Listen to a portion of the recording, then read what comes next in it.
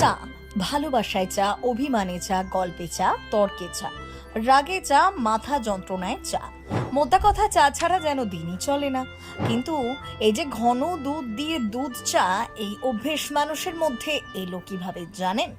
চায়ের ইতিহাস প্রায় 5,000 বছরের পুরনো। এর সঙ্গে জড়িয়ে আছেন চীনের সম্রাট সেন নাং। তবে শুরুতে চীনে চা পানীয় হিসেবে নয়, ঔষধি হিসেবে ব্যবহার করা হতো। পরে ধীরে ধীরে এটি সামাজিক পানীয়ে পরিণত হয়। তবে দুধ চায়ের ধারণা চীনের নয়, এর উৎস তিব্বত।